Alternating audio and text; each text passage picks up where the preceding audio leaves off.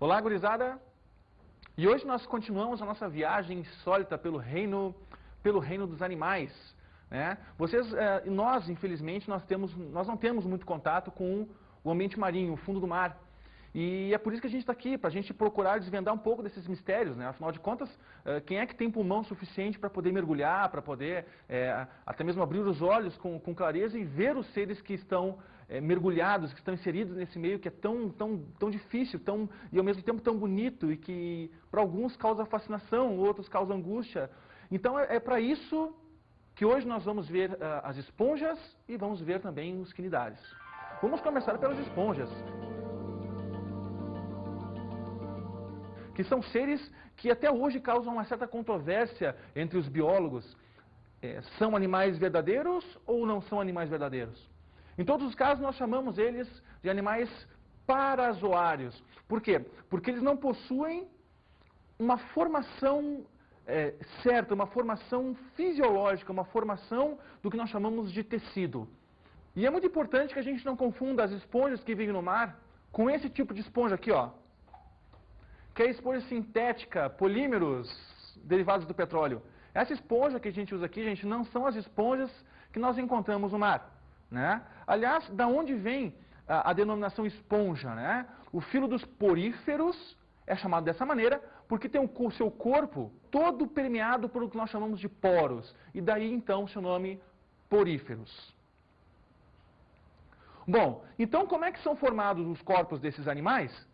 Se eles não formam tecido, se eles não possuem nenhum tipo de sistema, são animais que nós chamamos animais de formação colonial. É uma agregação de células diferentes que agem de maneira independente e que, da maneira que lhe é conveniente, troca substâncias, troca nutrientes, troca gases entre si, fazendo com que haja um único corpo, ou o que aparenta ser, na verdade, um único corpo. Então fica essa dicotomia entre, bom, é uma célula o porífero ou é um conjunto de células que se agregam formando o que parece ser um corpo? Na ecologia a gente pode debater um pouco mais a respeito desse assunto quando nós formos falar das formações chamadas de colônias, que são aquelas relações, né, intraespecíficas. Os poríferos são animais que nós chamamos de animais diblásticos. O que é um animal diblástico? É um animal que lá na sua origem embriológica possui apenas 2 folhetos embrionários. Um mais interno, que nós chamamos de endoderme, e um outro mais externo, que nós chamamos de exo ou ectoderme. Então, o que acontece? Esses animais que possuem apenas 2 folhetos embrionários são animais que depois da sua formação vão dar origem a corpos, a uma fisiologia muito mais simples do que os animais que são triblásticos, que possuem 3 folhetos embrionários, que vêm a partir dos plateumintos. Então, poríferos, quinidários, plateumintos, nemateumintos, anelídeos e assim por diante na nossa linha evolutiva do reino dos animais. Então, a partir de plateumintos, os animais já são triblásticos e apresentam uma complexidade corporal e um aparecimento, surgimento de sistemas, de órgãos muito mais complexos do que esses animais que nós estamos falando na aula de hoje. Então, olha só, parazoários porque não formam tecidos, porque são diblásticos, são animais de uma constituição corpórea muito simples, muito simples. Acredita-se que a origem, então, do reino animal venha dos poríferos justamente por esse fator evolutivo que é determinante. Diblásticos e parazoários não formam tecidos. Eu quero deixar isso muito claro para vocês.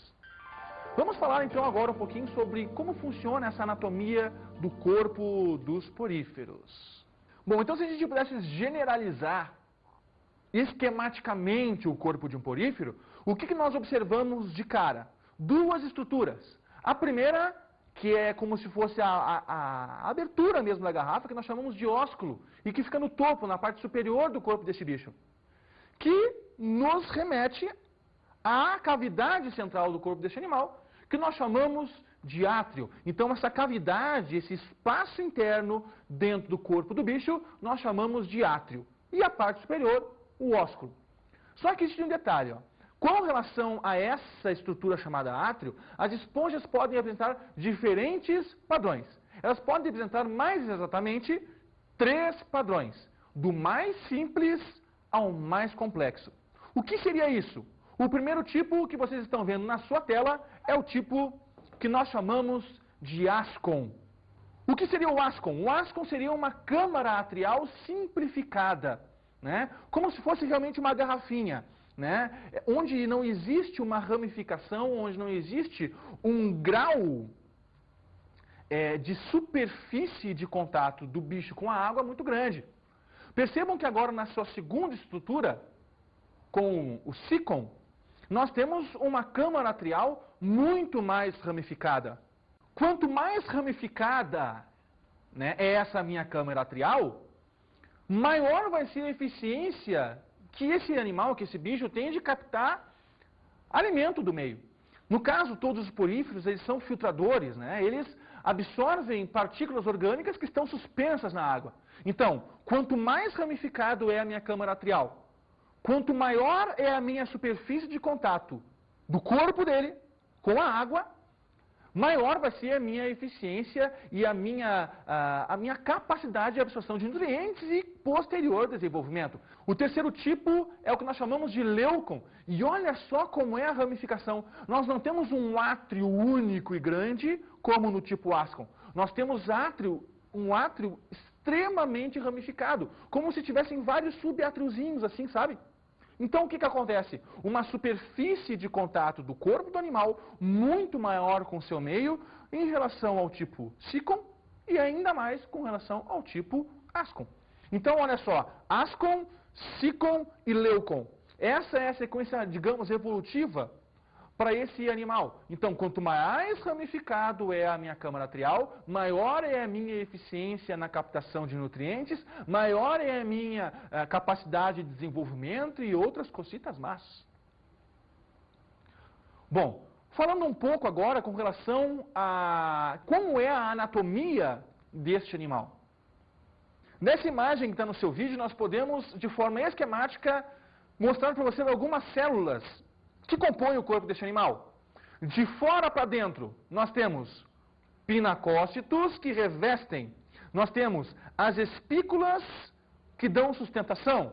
Nós temos os amebócitos que preenchem o que nós chamamos de mesênquima, que é justamente essa massa interna amorfa, né, gelatinosa dentro do corpo do bicho. E mais internamente, revestindo completamente todo o átrio, nós temos os coanócitos. Vamos falar um pouquinho de cada uma delas. O primeiro tipo é o que nós chamamos de pinacócitos. Os pinacócitos, gente, são células aplainadas, achatadas e que têm, logicamente, um revestimento ou de sílica ou de carbonato de cálcio para justamente proporcionar proteção e uma certa sustentabilidade para este animal. Depois, nós temos os porócitos. Os porócitos, gente, imaginem como se fosse aquele salgadinho de tubinho. Sabe aquele salgadinho de tubinho? Então, são células que atravessam da parte mais externa do corpo do bicho até o nosso amiguinho átrio. Então, esse porócito, gente, serve justamente para quê? Para que a água passe de fora para dentro do corpo do bicho. Um detalhe super importante que eu preciso falar para você, gente. Olha só. O corpo desse animal, como ele é séssil, o que acontece? Como é que ele busca esse alimento? Ele faz com que a água passe pelo seu corpo. Como é que a água vai entrar dentro do seu corpo? Justamente pelo nosso porócito. Então, o porócito, gente, é uma célula que tem justamente esse formato de tubo onde a água passa pelo seu centro, levando a água do meio externo para dentro do átrio. Depois vem as células que nós chamamos de amebócitos. Os amebócitos são células amorfas, sem forma, e que têm função de preenchimento dessa estrutura que eu chamei e falei para você, chamada de mesogleia. Os amebócitos também têm uma função super importante no futuro na reprodução, porque vão dar origem aos gonócitos, que vão dar origem aos gametas. Então os amebócitos são o que nós chamamos de células coringa dessas esponjas, né? Tendo então função de preenchimento e sendo responsável pela originação, pela origem de outras células do corpo deste animal. Bom, então agora nós temos as espículas. As espículas, como você está vendo no seu vídeo, elas podem ter formas diferentes, né? Elas podem ser chamadas de monoaxonas, quando elas têm um formato de palito mesmo, de bastão. Elas podem ser chamadas de tetráxons, né? Exatamente pela forma de 4 pontas.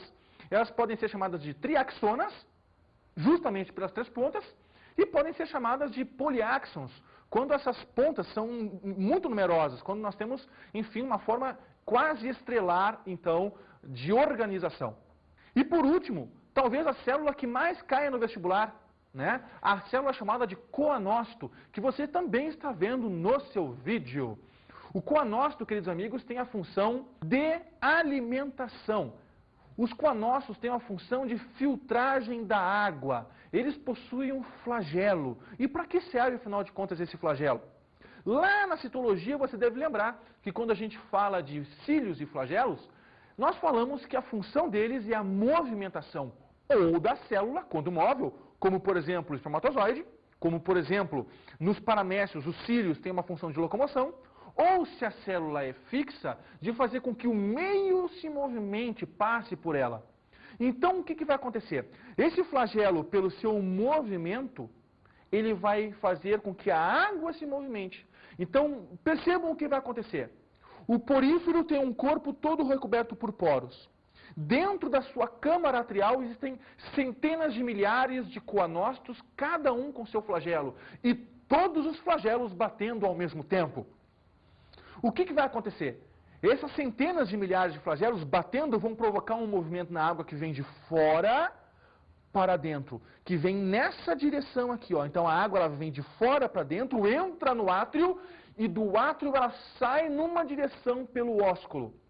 Fatalmente as partículas orgânicas que estão suspensas nessa água, elas vão ser capturadas, elas vão ser fixadas por esse flagelo. Então olha só, a partícula vem, toca no flagelo e ele pelo próprio movimento flagelar vai carregando essa partícula orgânica para o contato com o seu citoplasma, quando de repente, não por mágica, mas por um fenômeno chamado fagocitose ou pinocitose, ela é finalmente englobada pelo coanócito. Gente, os coanócitos então fazem o que nós chamamos de uma digestão intracelular. Logo, os poríferos possuem uma digestão intracelular. Não é como nós, que temos digestão extracelular, intracelular. O que acontece com o nosso corpo? O nosso alimento ele entra pelo tubo digestivo, é quebrado e só depois é absorvido. Então, ó, é primeiro extracelular, porque a digestão ocorre no tubo digestivo, e depois que ela vai ser absorvida pela célula sendo intracelular. Nos poríferos, não. Não existe um tubo digestivo, não existe um sistema digestivo nesse animal. Existe uma câmara que capta esse alimento pelo movimento flagelar. Mas a digestão mesmo vai se dar no coanócito por fagocitose ou por pinocitose. Bom, e as outras células como é que elas se alimentam? Se alimentam por difusão. O coanócito, no momento que ele se alimentou, ele passa as suas sobras por difusão ou por osmose, né, pelos movimentos passivos ou ativos, para as células vizinhas. E assim as células vão se alimentando. Agora percebam um detalhe da coisa. Lembra da nossa subdivisão de câmara atrial, ascon, sícon e leucon? Então, quanto mais complexa é essa minha câmara atrial, maior vai ser a quantidade de coanócitos que eu tenho realizando essa digestão. Logo, melhor as chances de todas as células do meu corpo, do corpo do porífero, receberem uma quantidade maior de alimento e maior vai ser o desenvolvimento desse corpo, desse porífero. Eu acho que ficou bem claro o que eu quis dizer para vocês, né? Então, quanto mais ramificado, quanto mais complexo é o meu átrio, mais coanócitos eu vou ter, maior a absorção de matéria orgânica eu vou ter, maior a chance de que todas as células que fazem parte dessa colônia se alimentem, maior o corpo do meu bicho. Beleza? Eu acho que com relação à anatomia era isso. Com relação à reprodução desses animais, eles podem fazer reprodução sexuada e reprodução assexuada. A reprodução sexuada, ela pode ser, e é na maioria das vezes, monóica. Mas existem espécies que são dioicas. Monóicas, animais hermafroditas, dioicas ou dioicos, animais que têm os sexos separados, corpo masculino e corpo feminino. É importante que se fale que no desenvolvimento, na formação do zigoto desses animais, se forma uma célula né, uma estrutura flagelada que nós chamamos de anfiblástula. Então o zigoto se desenvolve formando anfiblástula, toda ciliada, movimentação ativa, e a partir daí é que ela vai buscar o seu ambiente, o local no oceano mais propício para a fixação e posterior desenvolvimento numa nova esponja. Com relação à reprodução assexuada, as clássicas, brotamento ou fragmentação. A gente pode pegar a esponja e esfarelar. Cada farelinho vai dar origem a uma nova esponja. Elas têm um poder de agregação fantástico. Então, a reprodução, talvez mais comum no ambiente, seja mesmo a reprodução assexuada. Algum animal fugindo, escapando do outro, bateu num porífero, fragmentou, formação de novas esponjas. Vejam essas imagens. A gente consegue perceber nitidamente a presença, então, desse orifício na parte superior do corpo do bicho, que nós chamamos de ósculo. Esse, então, é uma grande esponja, né, em comparação com o corpo de um mergulhador. A outra imagem, uma outra esponja, né, onde vocês podem observar, então, que existe uma interação desses animais com outros e a própria natureza. Ali a gente vê que passa um peixe por perto. Então, o que acontece? Nós falamos que esses animais não possuem tecidos e não possuem sistemas como consequência. Como é que funciona, então, a respiração? A respiração, ela é por difusão. E como é que funciona a excreção? Da mesma forma, por difusão. Então, o que acontece? Excreção, difusão, circulação, respiração, tudo isso é por difusão, que é essa troca direto de cada uma das células com o ambiente. Bom, agora vamos dar uma olhadinha numa enquete que a gente fez nas ruas, perguntando, afinal de contas, você já foi atacado por uma medusa?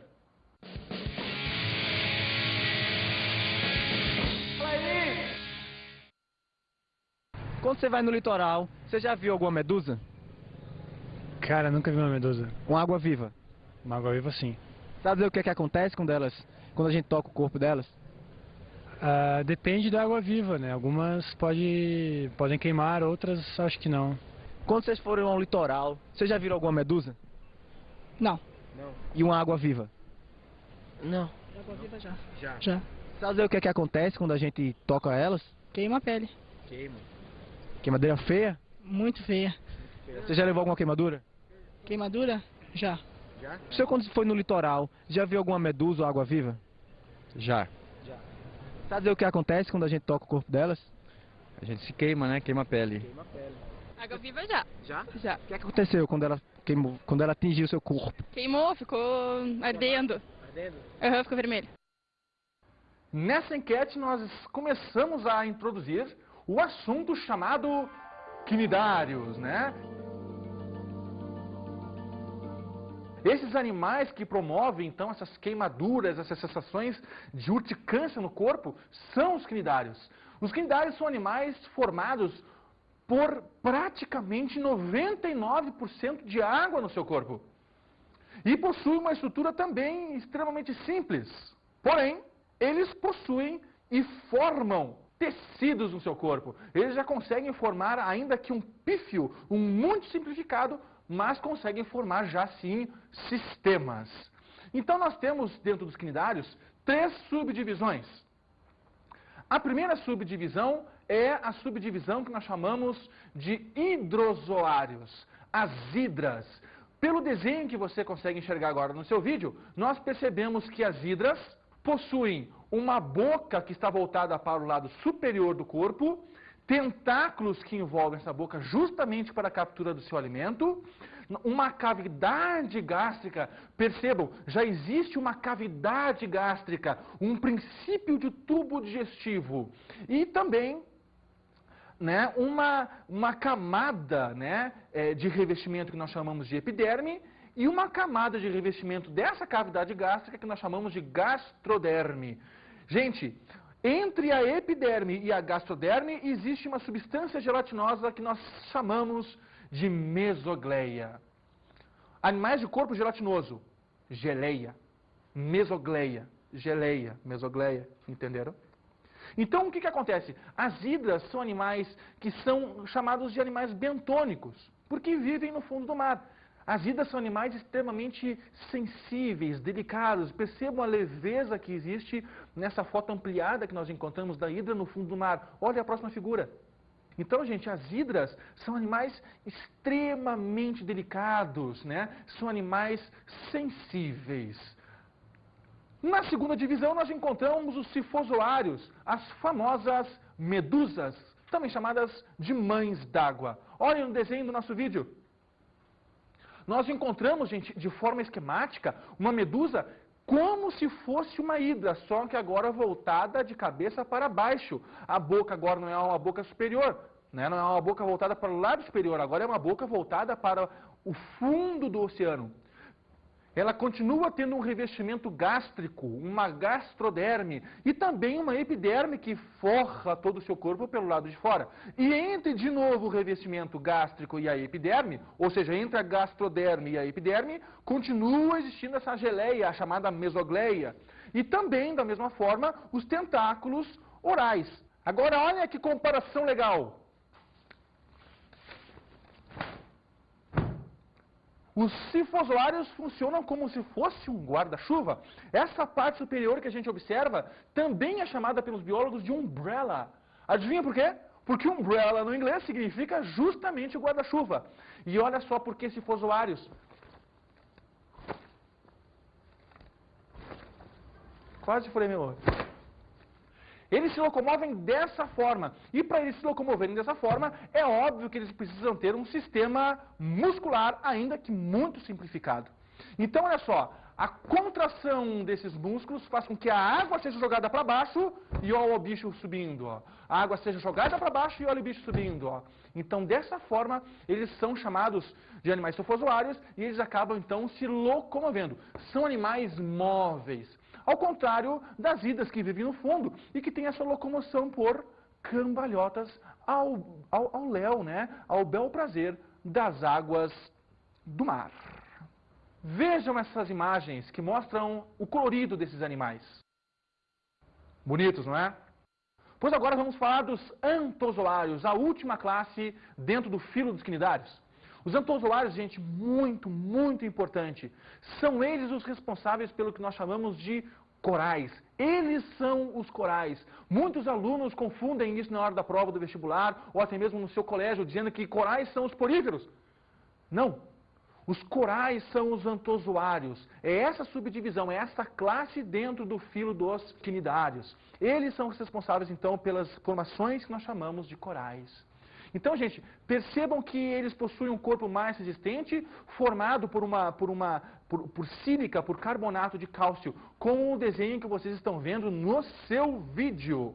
Você vê apontado a estrutura que nós chamamos de faringe, né, que é uma dobra para dentro ou parte da cavidade gástrica desse animal. Então, gente, os antozoários têm como característica também os tentáculos, também uma boca voltada para o lado superior, mas principalmente, gente, gravem a presença dessa faringe no corpo deste bicho.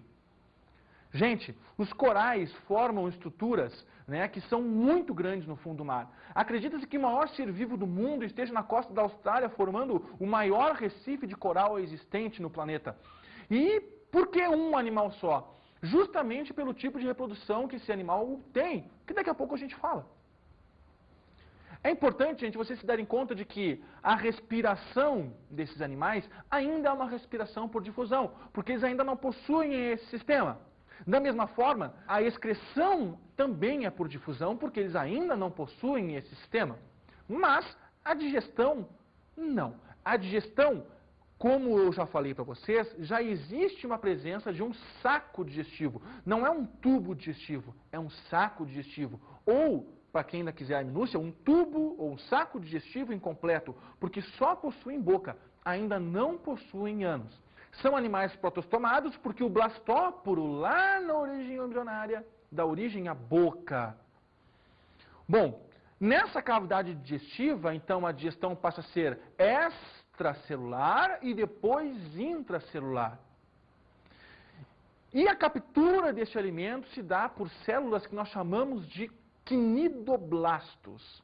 Gente, o filo quinidário é caracterizado justamente pela presença desses quinidoblastos, que são células que produzem uma substância altamente urticante, que é responsável pela sua queimadura na época de verão, quando você mergulha em águas quentes. Esses animais, eles não têm qualquer senso de localização, eles não possuem um sistema nervoso complexo como nós, com a presença de cérebro, não. O sistema nervoso desses animais é um sistema difuso. O animal não tem consciência nenhuma do que está fazendo, ele está lá na água, se movimentando. Quando, de repente, gente, pela transparência, o banhista ou o animal não percebe a presença deste bicho e acaba, sem querer, se enredando nos longos tentáculos deste animal. A captura se dá ao acaso. Mas o que existe nesses tentáculos? Justamente a presença desses quinidoblastos. Vejam no vídeo de vocês a figura deles antes e depois do toque. Os quinidoblastos são células justamente especializadas em defesa e em ataque deste animal, que funciona de forma involuntária. O quinidoblasto possui uma estrutura chamada quinidocílio, que no momento em que ela é tocada, funciona como um gatilho e dispara como se fosse também um dardo, que injeta na vítima uma substância urticante, que afeta principalmente o sistema nervoso da vítima. E nós, que somos grandes, nós que temos um tamanho grande, um volume corporal considerável, essa substância causa aquela sensação de queimação. Mas em animais pequenos, em pequenos peixes, em pequenos crustáceos, em pequenos moluscos, eles provocam a paralisia do sistema nervoso deste animal, fazendo com que ele sucumba e morra. No momento em que esse animal se debate, quando toca no quinidoblasto, ele se desespera, disparando de forma involuntária ainda mais outros quinidoblastos, e aí dessa forma esse animal acaba morrendo. Bom, tanto os poríferos quanto os quinidários que nós vimos na aula de hoje vivem no ambiente marinho. Vivem em ambiente marinho de águas quentes, porque quanto mais quentinha a água, maior vai ser a produção de matéria orgânica. Por quê? Quanto mais quentinha a água, maior vai ser a minha fotossíntese feita pelas minhas algas, que são os seres produtores. Quanto mais quentinha, mais matéria orgânica, mais disponibilidade de alimento, maior então a condição de desenvolvimento tanto dos poríferos quanto dos quinidários. Dos poríferos por uma relação direta, matéria orgânica decomposta na água. Dos quinidários não. Dos quinidários onde tem alga, onde tem fotossíntese, tem animal comendo alga, tem peixes herbívoros, tem animais herbívoros. E aí toda aquela cadeia alimentar que nós vamos ver na ecologia vai se seguir de forma a que exista no caso da locomoção do quinidário, uma chance maior de que ele consiga, então, capturar um animal. Vejam agora esse pequeno trecho do filme Procurando Nemo, onde a gente vai ver o acaso das mães d'água, das águas vivas, na captura do seu alimento. Ruim já vai melhorar, mas agora a gente já sabe, né? Que a gente não pode tocar nelas outra vez. Vamos agradecer por ela ser pequena. Não se mexa! Agora ficou feio, Dory. Aí, olha essa! Boing, boing, Dory! boing. Você Dory! não me pega! Não pula na parte de cima! Elas não... estão queimando. A parte de cima não queima, é isso aí! Duas de uma vez, faz melhor! Presta atenção, eu tive uma ideia, uma brincadeira. Brincadeira? Brincadeira! Brincadeira? É. Ah, eu adoro brincar, escolhe! Tá, vamos brincar.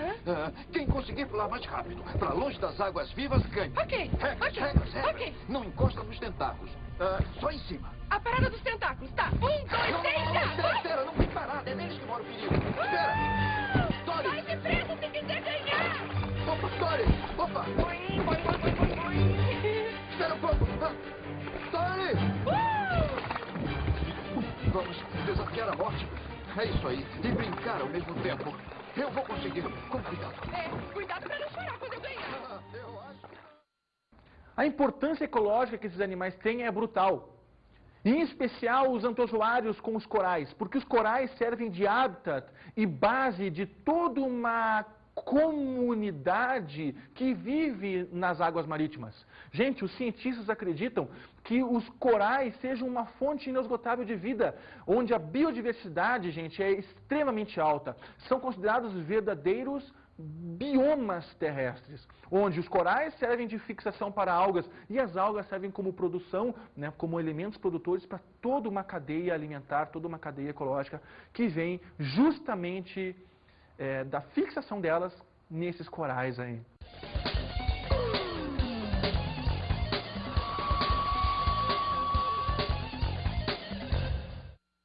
Para que você tenha seu estudo potencializado, consiga enxergar direitinho o que a gente viu na aula de hoje, seria muito interessante que você fosse a uma videolocadora e pegasse qualquer vídeo produzido pelo Jacques Cousteau em que ele consiga mostrar realmente como funciona o ambiente marinho. Também seria legal você pegar o vídeo Procurando Nemo, um desenho super engraçadinho que você vai conseguir, além de rir, né, visualizar também algumas estruturas que estão presentes no fundo do mar, as relações entre um animal e outro, de uma forma bem humorada. Bons estudos!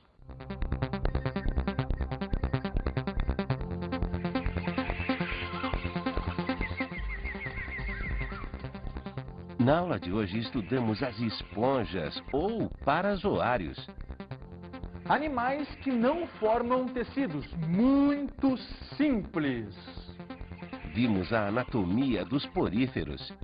E a sua subdivisão do mais simples ao mais complexo, ascon, sicon e leucon.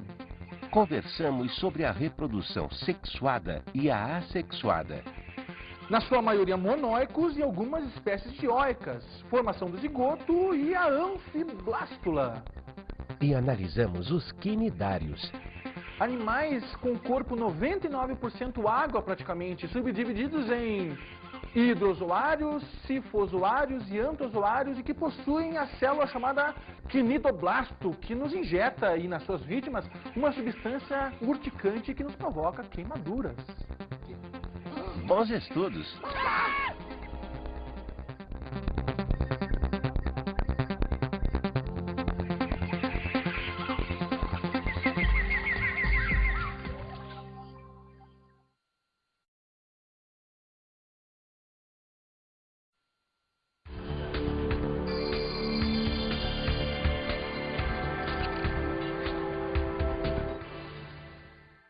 É muito importante para o aluno, quando ele vai entender esse conteúdo, que ele visualize, né, as esponjas e os quinidários, porque são animais que fora a praia, com alguns quinidários, eles não têm muito contato no seu dia a dia.